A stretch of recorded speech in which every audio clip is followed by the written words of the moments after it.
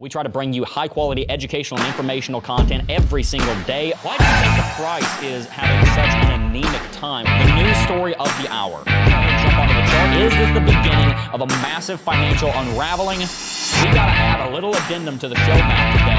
So we start here on the daily. Now, we've been looking at the RSI on Bitcoin's daily chart for the last several days. It always has been, but it's been increasing over the last 50 years since the government has been getting Hey guys, what's going on? Jeb here, and welcome back to Coffee and Crypto Live. This is your week daily morning show where we bring you the latest in everything Bitcoin and cryptocurrency. And in today's episode, we are going to be talking about how Bitcoin has recently dropped down below $60,000 down to about $59,500 as of this morning. We have seen a major corrective movement going on Bitcoin for the last 3 weeks, and today we're going to be talking about where that movement will be leading us next. We're also going to be talking about one of the keys to succeeding in life, and it is one of the words that we use when we talk about going from a chaotic debtor to an intentional investor. I want to share with you some of the secrets that the rich use to build wealth. I want to share with you the exact way that people that become ultra wealthy get ultra wealthy. I want to share with you what I did to get to where I am right now and show you exactly how you can do the exact same thing in your life. And it all has to do with a little movie that came out about 10 years ago. We've got a lot to cover today. I'm very excited about it. We've got people in chat already saying hashtag FinSolve. If you don't know, financial sovereignty is the state of being in total, absolute domination and control over your finances so that you can direct them on a path. You see, our money is one of our most expensive resources. That and our time and our relationships, right? We work extremely hard for our finances. And unfortunately, we don't tend to our money with as much care as we ought to sometimes. We're not running a detailed, balanced budget that is zero-based. We're not saving and investing for the future. We're not building our wealth every single month, which is something that we should be doing according to the fifth law of money, right? We have to get control over our money, and so that is why the root of everything we're talking about here is financial sovereignty. It's having control over our finances and setting them on a collision course with growth. You've heard me say that before, right? It is to help you to go from a chaotic debtor to an intentional investor, and I'm going to show you today exactly how we can do that as it pertains to the Bitcoin and the cryptocurrency markets. Shout out to Coin Operator, who is first today, dropping the hashtag FinSolve. Very excited to see you, my friend, and everybody else. Schmedley B is in chat, said, catching a live stream for a change. Hooray. Good to see you, my friend. Rolando Lima said, good morning, Jeb and Sarah. Good morning to you as well. Jeremy Shorter said, woohoo. Don't forget to smash those like and subscribe buttons, brothers and sisters. Absolutely. If you are new here to the stream, I want to welcome you to Coffee and Crypto Live. This is your week daily morning show where we bring you everything that is latest in crypto. That's what we do here. I'm sharing with you what's going on with cryptocurrency. That helps get you in the door. And from there, I'm also going to teach you how to build a lot of wealth. Because unfortunately, for some reason, when you tell people, I can help you 100x your wealth, but you've just got to do these hard things, and it's going to take a few years. It's going to take 5, 10, 20, 30 years, but I can set you on a collision course with growth. People, for some reason, don't want to hear that. They want to hear the silver bullet. They want to hear this silver bullet. And so if you're new here, welcome. I want you to give me a wave in the chat. Give me a wave, the emoji, the hand waving, right? Give me a wave in chat. I'm going to give you specifically a shout out. We are so blessed and honored and grateful and thankful that you would join us today. I really believe that if you stay for the entire stream, I will make it worth your while, and I can help you to succeed when it pertains to money, which is one of the most important resources in your entire life. So I'm going to help you guys to grow and succeed, and I can't wait to get started. So let's get started. Dawig said, been following Jeb since April of 2020. Shout out to you, my friend. Welcome to the stream. Thank you, everybody who is tuning in. All right, so not a lot going on the price of Bitcoin today other than a corrective movement that is something we've been talking about for the last few days. You see, I have not been very confident in the recovery, if you could even call it that we have seen in Bitcoin for the last several days. You can even see my drawings here where I was doing, football sketches on what's going to happen next on Bitcoin.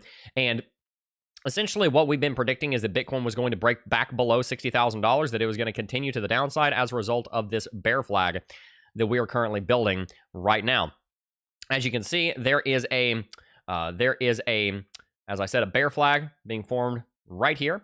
And we were already forming that bear flag before the last couple of days, last 24 hours or so of price action.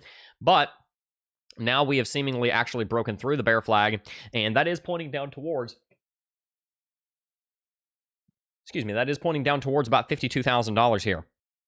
This is something that we're going to have to see how it plays out, because there's obviously a bearish breakout going on right now. Bitcoin over the last 48 hours or so has dropped. It has retraced around $4,000, about 7%. So very, very, very significant drop going on Bitcoin, but that's okay. We're going to continue watching this. We saw that Bitcoin was coming in for a bullish cross on the MACD. Didn't happen. We also saw that Bitcoin broke above the 14 interval moving average, and that was supposed to be bullish, but it didn't actually pan out. If you guys have been watching Coffee and Crypto, you would know that this is something that we kind of expected. We saw these two things happen on MACD and RSI, and we pretty much called that they were fake outs. There was not a lot of confidence in the space, namely because people are so freaked out right now about the Mt. Gox, the Mt. Gox Bitcoin that is going to be released onto the market over the course of the month of July, starting this month. You see, there were about 600,000 Bitcoin that got stolen from Mt. Gox back in 2014. And so many of those investors were forced to hold their Bitcoin for the entire time in the bankruptcy estate. Well, the Bitcoin has now been held for 10 years. And when they get the Bitcoin back, they're going to be up over 100x on their investment. So doesn't it stand to reason to you that they are going to end up seeing some kind of major drop on Bitcoin? Doesn't it stand to reason that we're going to see some kind of drop as they start to offload some of that Bitcoin? Well, that's the question we're going to be exploring today. But first, let's read a little bit of chat and give some shout outs. Cryptork giving us the wave. Shout out to you, Cryptork. I'm pretty sure I've seen you before, but I'll give you a shout out anyway. Good to see you, my friend. Kenny M giving the wave. Good to see you, Kenny. Welcome to the stream. Clive Martin in chat. I love your name, dude. You've just got like that. Let's see. Oh my gosh. Michael Jackson. I feel like Michael Jackson, Clive Martin. You guys should have been on an album together. Like the names just go together really well. Said, from the UK, massive respect. Good to see you. Sarun? Varian Taravej. Varian Taravej? Varian Taravej. I'm sorry. I know I butchered that. Sarun. I will say Sarun. Shout out to you. Welcome to the stream. Thank you so much for being here. Jay Mystics in chat. Darren's here. Eric Taylor giving us the wave. Good to see you, Eric. Good to see you, my friends. Welcome to the stream. So very glad that you could be joining us today. Thank you so much. As I said, we've got a lot to cover. So we're going to be talking today a little bit about where I'm a saxophonist DJ. That just makes sense. That just makes sense. That's what your name just has that written all over you. Clive Martin. Is that a stage name or is that your real name? That's an awesome name. That's a very cool name. I kind of really like that name. Anyway, I'm sorry. I'm nerding out.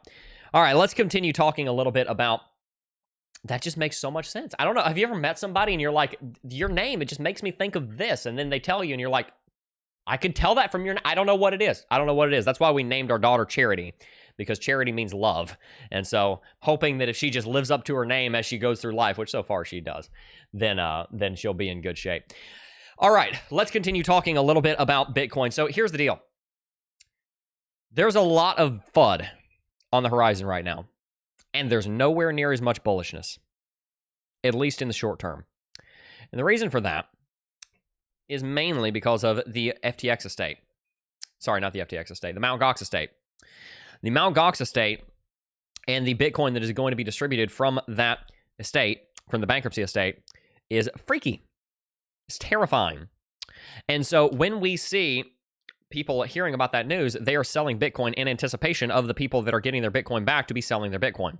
And so that's creating quite a lot of sell-side pressure. When you combine the fact that there are major outflows going on the Bitcoin ETF, sometimes, not every day, but some days there's quite a bit of outflows going on cumulatively between all the ETFs on Bitcoin, it leads to this fear in the market that, oh no, we've lost the gas, we've lost the initiative.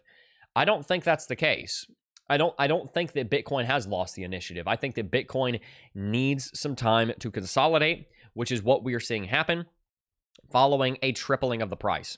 I actually think that this is an exceptionally bullish scenario. I actually think that this is an exceptionally bullish thing that Bitcoin is doing. We rallied at $50,000 in 185 days. There was always going to be a reckoning to come when that happened.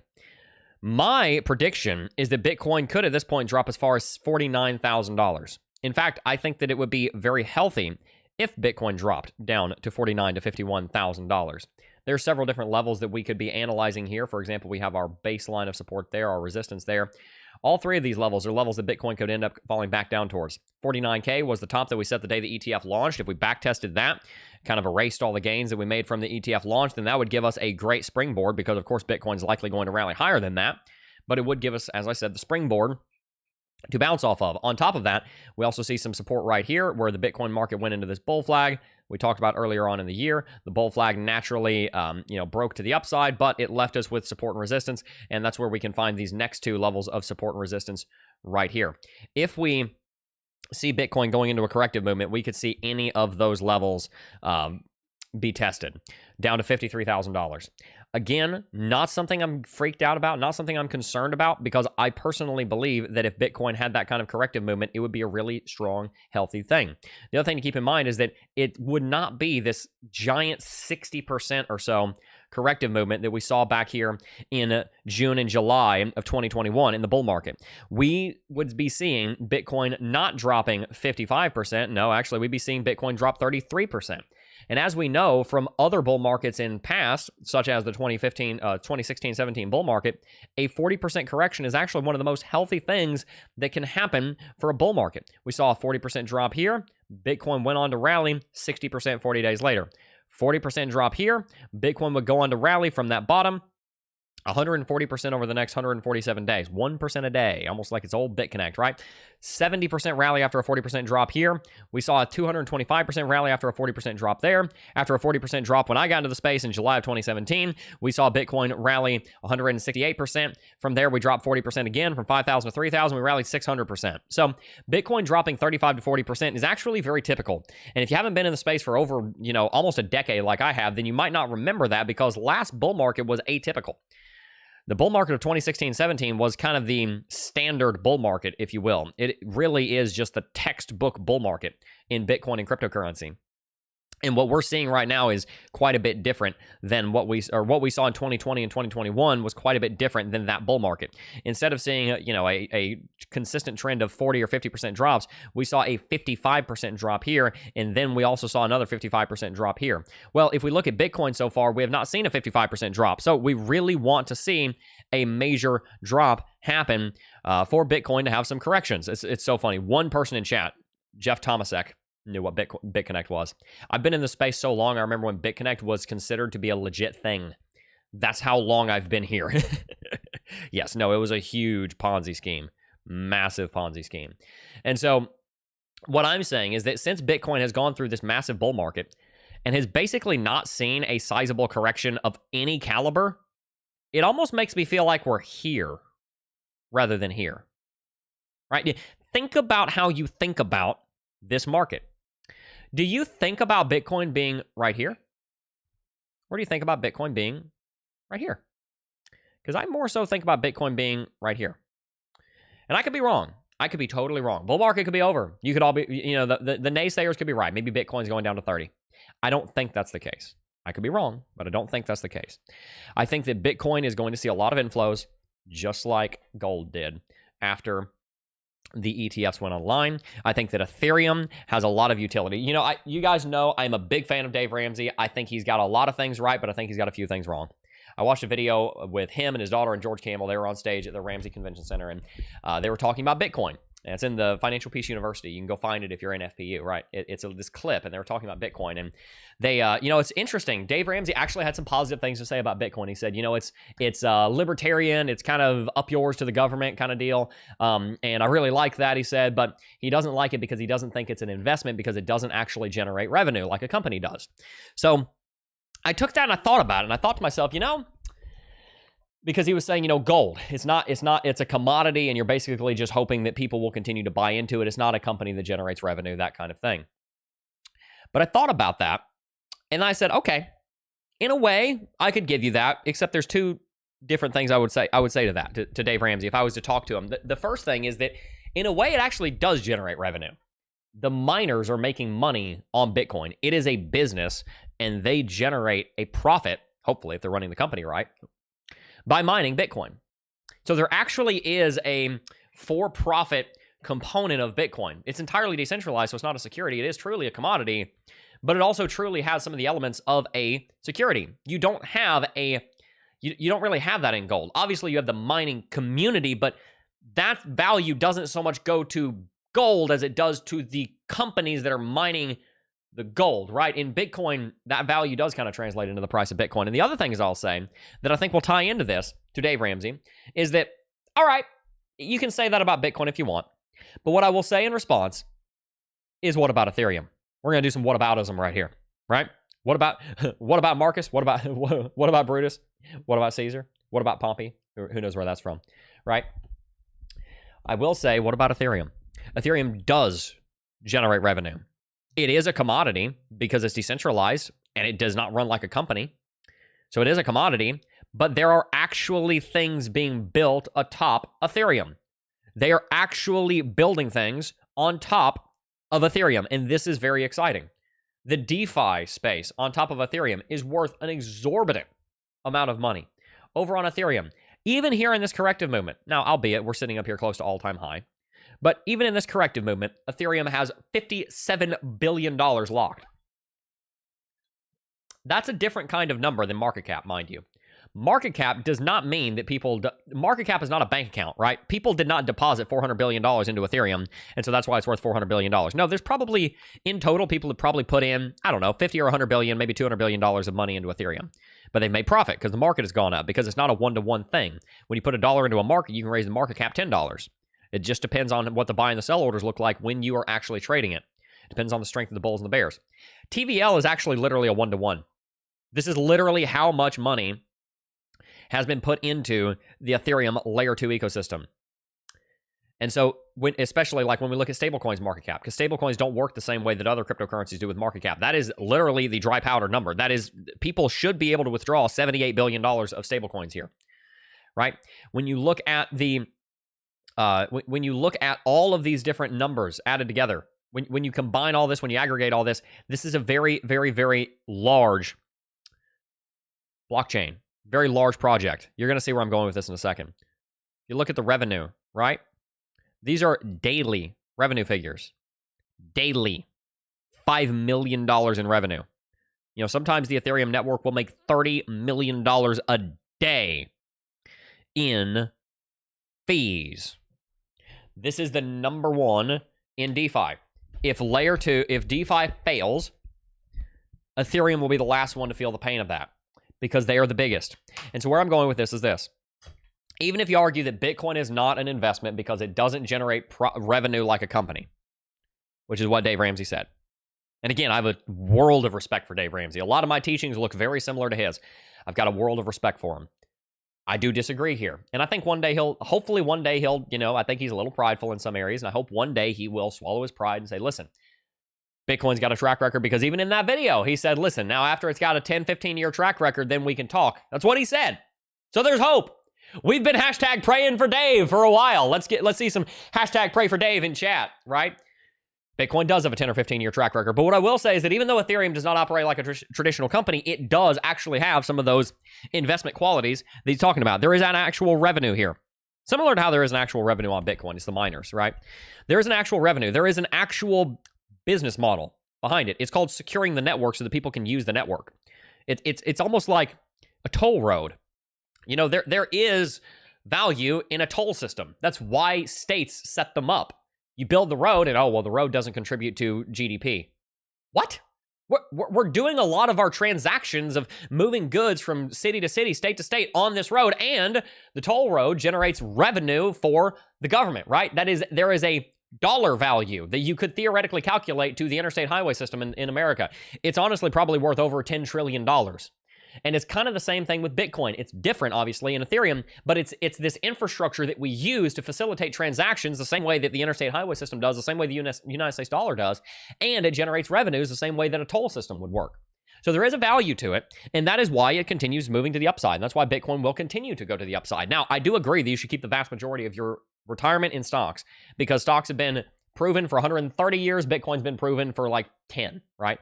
I definitely think you should mitigate the risk as much as you can in retirement accounts.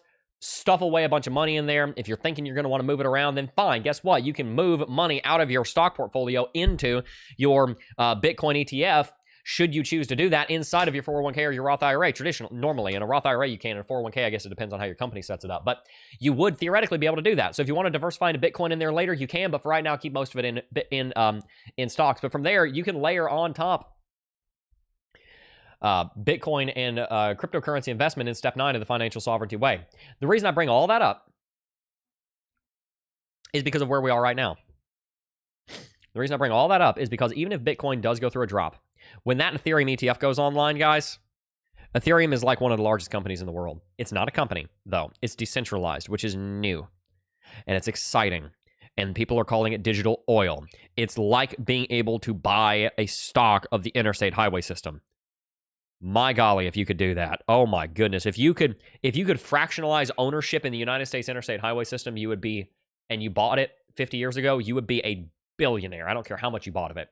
The interstate highway system cost somewhere in the order of somewhere between $50 and $250 billion to build.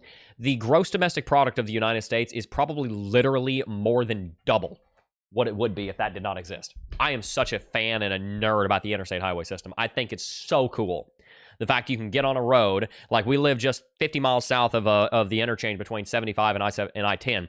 Every time we pass I-10, my wife is so tired of hearing it by now. I'm just kidding. She's very patient, an angel, right? But every time we pass it, I say, you see that road right there? And I tell my son, you see that road? You can get on that road and drive for 3 days west and wind up in Los Angeles. 2,000 miles that way with not a single stoplight. Isn't that cool? That's so cool. The GDP of America, pushing $30 trillion, would probably be less than half that if not for that system. Imagine if you could buy that system. Imagine if the ownership in the interstate highway system was fractionalized and put on a market where you could buy it. I would buy that in a heartbeat, man. I would buy that. I would recommend putting that in your retirement account. Heck yeah. Heck yeah, I would do that. Totally. And you get to do that with Bitcoin and Ethereum. You get to do that with this kind of digital infrastructure. And so when the Ethereum ETF goes online, it's going to help to reverse things. It's going to help us to move into a major rally because there's going to be a lot of inflows into it. And over the next 5 to 10 years, you're going to gradually start to see registered financial advisors and certified financial planners and all those types, financial coaches even, kind of just hinting a little bit because they're financial coaches, that you should consider buying Bitcoin and Ethereum for the long run. The reason that the stock market goes up and up and up and up and up and up and up and up and up and up and up and up and up is for 2 reasons. Number one, you continue to buy into the market, and people mainly buy into the stock market through retirement. And when you buy into the stock market through retirement, you're penalized for taking it out before a certain age. So the tax code is part of the reason that the stock market just continues to go up and up and up and up and up. And that's one of the wisest decisions the tax code has ever made, to penalize retirement withdrawals early. It's one of the best decisions the government ever made financially. Really, Jeb? Yeah, really. Because it forces people to keep money in the market and become long-term investors for 30, 40, 50 years, which leads the stock market to grow, which means there's more accessible capital for the companies, and they're able to grow more. And it's just this kind of juggernaut of the economy. It really just drives the United States stock market. Here's the deal. The reason the ETFs are so important is because when you have a cryptocurrency packaged into an ETF, then people start buying it in their retirement also.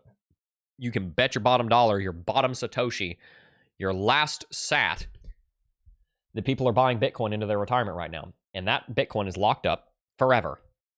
And so Bitcoin is going to continue to rally, partially because it's become part of that system. People are buying it as their long-term holdings. I hold some Bitcoin. I'm not selling it.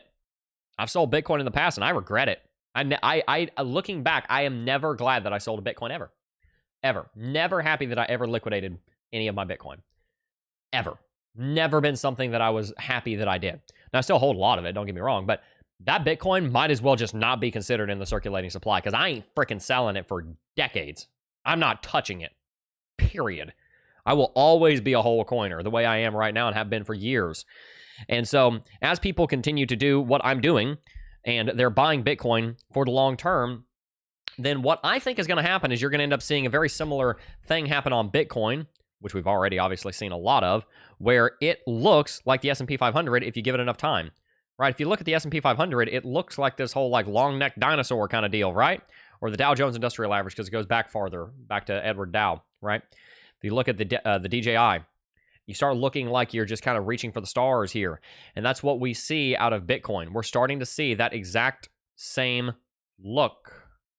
We're starting to see that exact same look, and Bitcoin is going to continue breaking higher.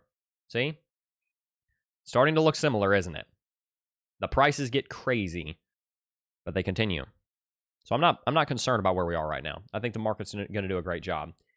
And see, I'm going to share with you one of our sponsors real quick, and then after that, I want to pivot and talk a little bit about how you can actually succeed in life and how Bitcoin and the stock market succeed. And we're going to talk about that in just a second. I do want to let you know that today's stream is brought to you in part by NordVPN. If you have not already signed up for NordVPN, you're missing out. Here's the deal. When you invest in Bitcoin and cryptocurrency, you are putting your hard-earned money into this space.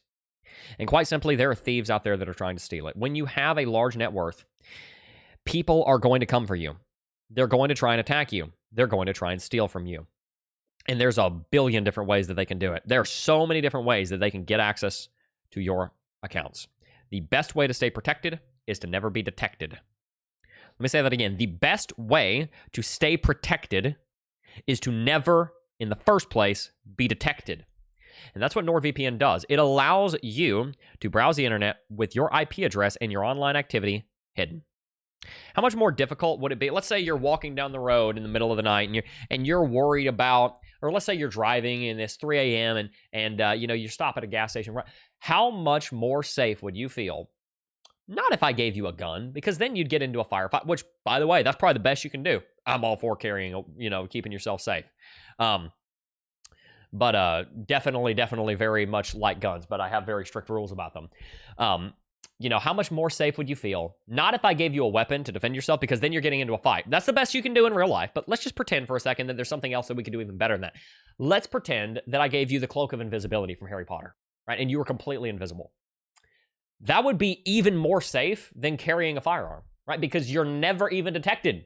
Nobody ever even knows you're there. That's what NordVPN does virtually online. Hide your IP address and your online activity from spying eyes so that you're never even spotted. Like walking around in a ghillie suit, guys. You never get even seen. That's how they keep you safe, is they keep you invisible.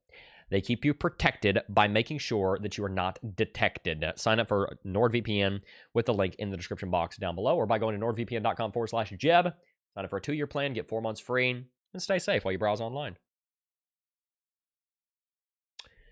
Now, we're going to read chat for a second, and then I'm going to share with you some of the thoughts I've had lately about, how important it is, how to succeed in life, right? Clive Martin said, #pray for Dave. Alpha Cobra said, #pray for Dave. Let's pray for Dave, guys. Let's pray for Dave. One of us is wrong. Dave Ramsey's wrong, or I'm wrong. Dave Ramsey is obviously 3 times my age.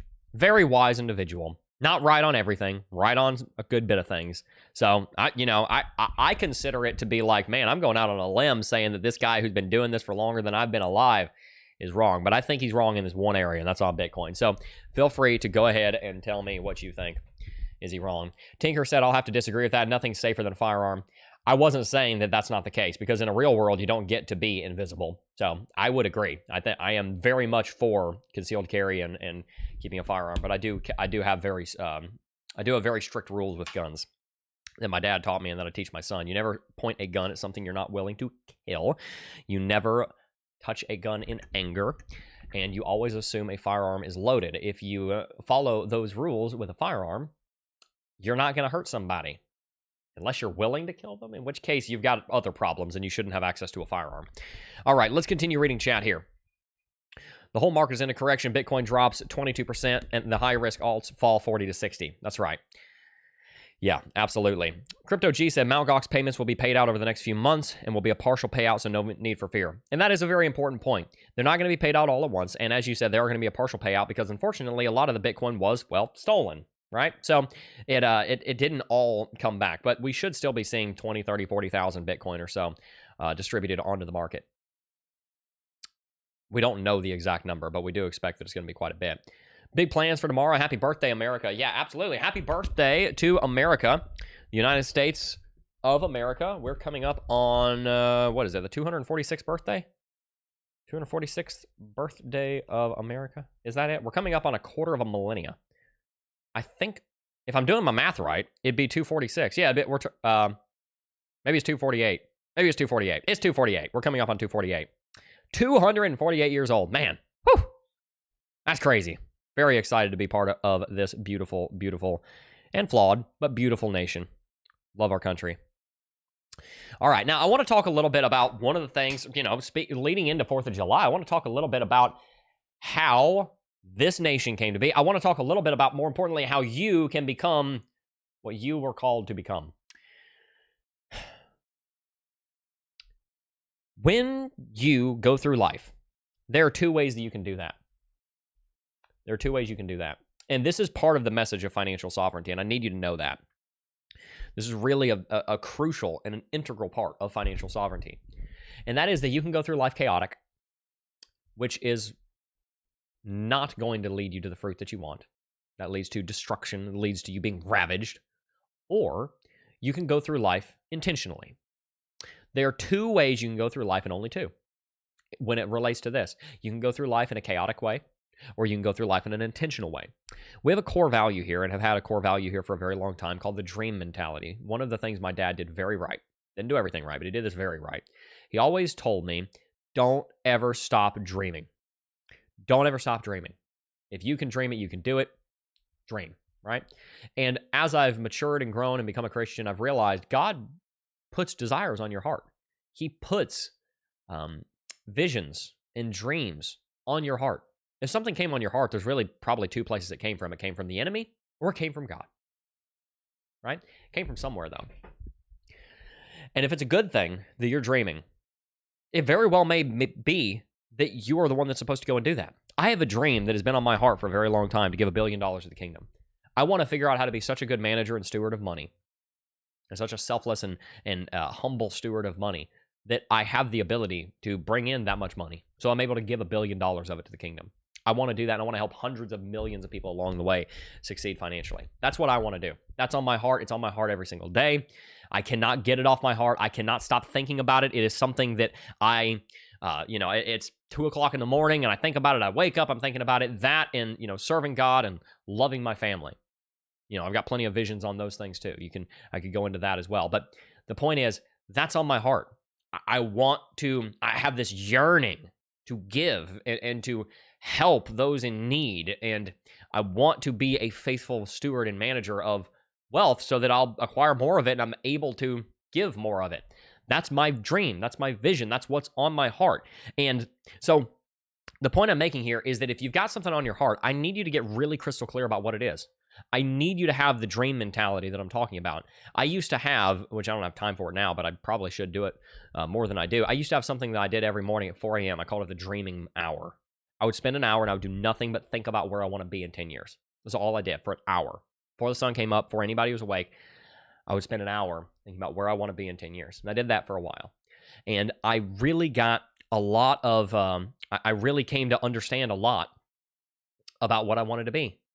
And that's why I watch different content creators who are in kind of a position that I want to be. I might look at them and say, I like this, but I don't like that. I like this, but I don't like that. I'm going to do this, but not that, right? And so I have this dream, and it's fleshed out. I tell people when they come to me, and I share this with them, I say, close your eyes and go there. Where are you going to be in 5 years, 10 years, 20 years? If I give you the setting, can you tell me what color the drapes are? You've got to get clear. You've got to get clear about what the dream is. You've got to get clear about what the vision is. That's why I brought out of the Bible and shared with you the 6 laws of money. Choose to be financially sovereign. Live on less than you make. Have a written plan for your budget. Have a written plan for your money. Get out of debt. Save and invest for the future, and be radically generous. That's kind of a vision, right?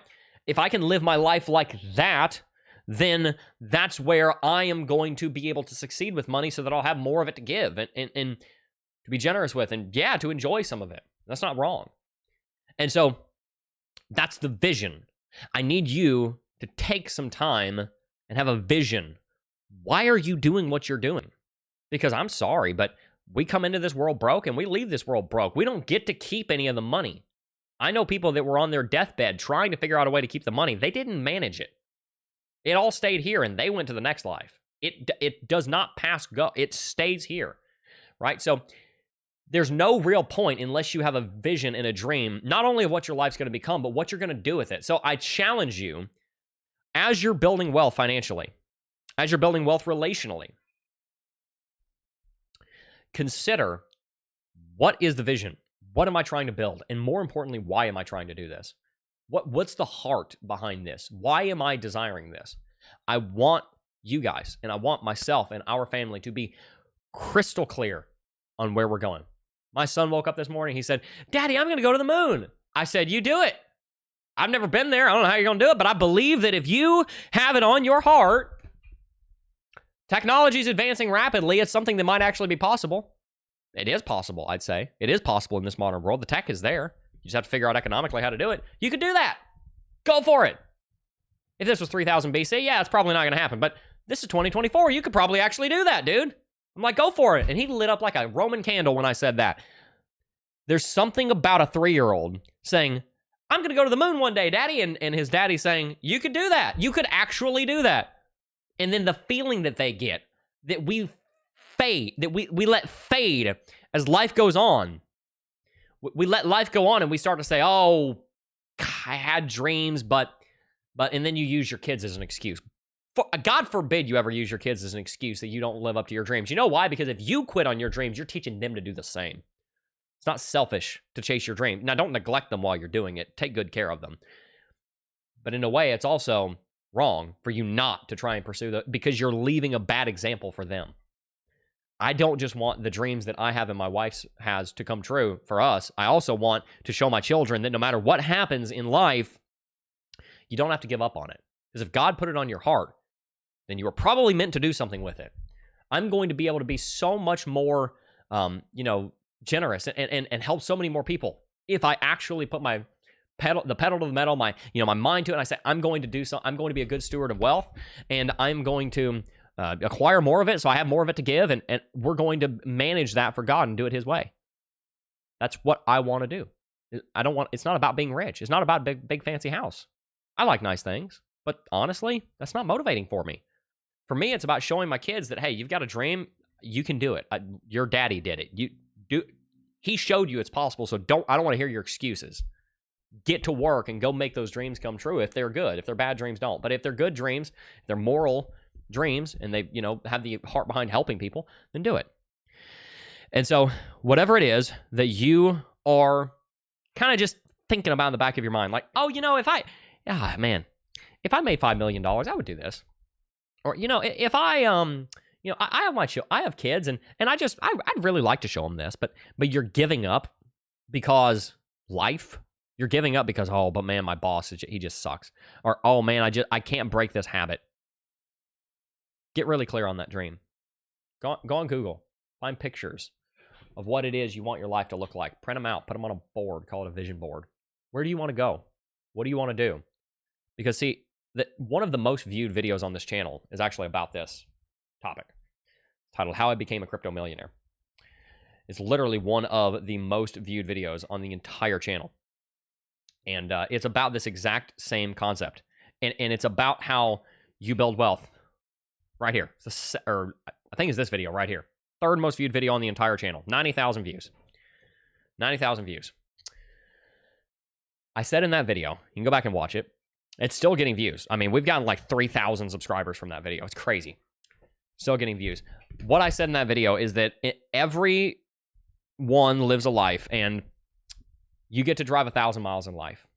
And if you know where you're going, you just might get there.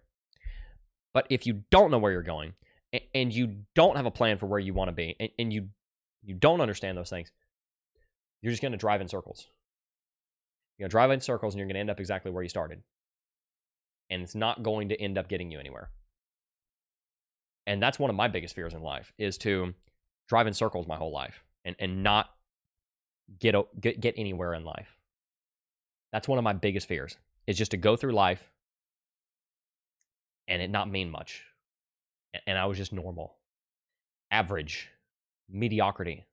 That's my biggest fear in life. I'm not afraid of dinosaurs or terrors by night. I'm not afraid of, you know, I've had to deal with being afraid of going broke, right? But honestly, that's not really the root of what freaks me out sometimes. What scares me the most is not becoming what I was called to become, because my biggest dream in life is to get to the end of time and Christ, God the Father, they tell me, well done, my good and faithful servant. That is my biggest dream. But I also know that I'm being led to do something. And if I don't make it happen, it's on me. Because this is the most interconnected, most prosperous time in the history of mankind. And so if I want to really genuinely help others, I have to become who I'm supposed to become. And I have to do what I was supposed to do so that I can be the example and the light to other people that they can do it too. And so far, I've already done some of that. I mean, you guys know I don't come from much, right? And we're very, very well off as a family. I'm already living the dream. Sometimes I can get complacent because I'm like, man, I'm already living the dream. But no, it's not this. You need to be content with where you are, and I am. But you also need to be willing to grow. And so, like Clive Martin just said, totally, faith without works is dead. I'm a pastor's son. I'm not in any church, but I'm grateful. Yeah, faith without works is dead. So have faith in the living God. But then also, what is he calling you to do? What has he placed on your heart? Do the test. Test what's on your heart against Scripture. Is what's on your heart to go and, like, you know, do something evil? That's not from God. Don't do that. But if what's on your heart is to go and give money to his kingdom, as it is for me, and if what's on your heart is to help people and help them to not be in debt, help them to not be chaotic, that's from God. I am certain that I've been led to teach you guys about how to succeed with money. And whether you believe that or not, whether you think I'm crazy or not, my goal here is to help you. And so I wanted to spend some time talking about that, because ultimately I don't want to get to the end of life and think to myself, man, I missed out. I screwed up. I completely missed the mark, and it's too late. Guys, I also want to let you guys know a little bit about Uphold's Vault. This is a great program that you should definitely check out. Basically, the way this works is you've got two keys.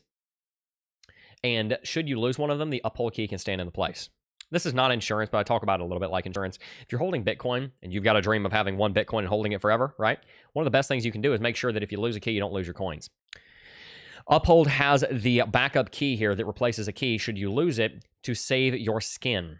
So make sure you sign up for Uphold with the link in the description box down below. It's a small fee, but it's worth it, because that small fee is going to get you basically... It's not an insurance policy because, like I said, it doesn't exactly work like insurance, but kind of like that. It's protection. It's protection for your Bitcoin and cryptocurrency. So make sure to check that out with the link in the description box down below. Also helping to support the channel.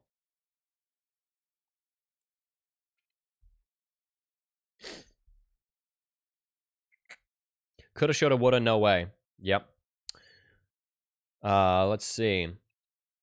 You have to become the best version of yourself so you can be empowered to lift others up. Yep. God came to save the broken, not the righteous. That's right. Amen to that. The love of money is the root of all evil. That's right. Money is not the root of all evil. The love of money is the root of all evil. God made money. God made money. God made money. God made money. In case anybody ever tells you money is the root of all evil, well, it's God made it. Right? It's not the root of all evil. The love of money is the root of all evil, is what the Bible says. That's what it says. I love all the hashtag pray for Daves in chat. Let's see some hashtag pray for Daves. We're going to wrap it out pretty soon. Hashtag pray for Dave in chat. Also hashtag FinSov in chat. Let's build some financial sovereignty together. Guys, I just made a couple of videos for the FinSov Academy yesterday. Whew, man, I spent like 4 hours writing both of them. Made 2 videos on step 5 and step 6. On the war on debt and the 3 to 6 month emergency fund that we teach on. I am so pumped for those videos. The first one was like almost, it was 45 minutes long on the raw file. The second one was like 40 minutes long. So they're both gonna be like over 30 minutes long. I'm really, really excited for that. And I'm sharing it with you in those videos that'll be going in FinSov Academy. We're shooting for a launch late this year at this point.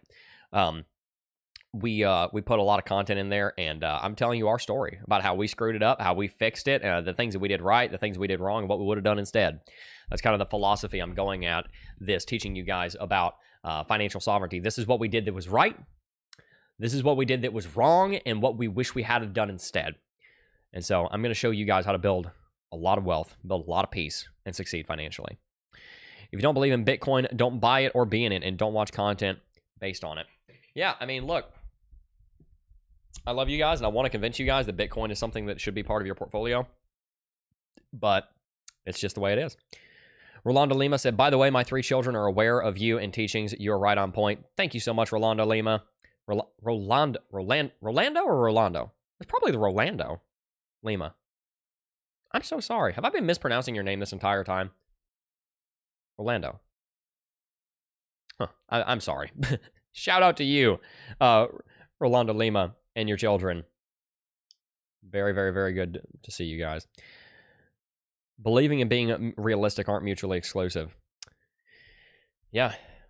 Have a dream, guys, and fight for it. It's worth it. It's worth it. It's worth it. Don't give up. It's worth it. Guys, I also want to let you know about Crypto.com. If you've not already signed up for Crypto.com, you are missing out. So make sure you go and join over 100 million users who are joining Crypto.com. 100 million users. 100 million. Can you believe that? 100 million users on Crypto.com. And they're not wrong. They know what they're doing.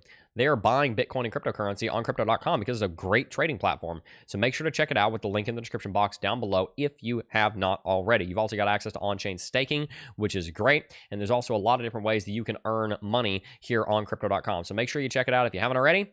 Sign up for Crypto.com. Make it your home exchange where you do your fiat to cryptocurrency conversions. And I think that you will be glad that you did. Guys, stay tuned because we've got a lot of content that we're building. FinSov Academy is being worked on. Cannot wait for that to come. Cannot wait for us to have that home for our community. The idea of the FinSov Academy is that that's going to be the home for our community. Our community will have a home there, and we'll still have the stream and everything, obviously. We're still going to do everything on YouTube and even more, but that'll be the home that we have for the community. And so we're going to be teaching you guys. There's going to be teachings. There's going to be, it's going to be really great. So stay tuned for that. I want to build the hype up on that. Launch is coming in the next several months. It's not coming yet, but we're working on it. And can't wait for you guys to see it. I hope you have enjoyed today's stream. If you have, make sure to hit that like button and subscribe to the channel. We're going to have to wrap it out here as we approach the top of the hour. So before I go, I do just first want to thank each and every single last one of you for watching, as always. And I will see you guys in the next video. Peace.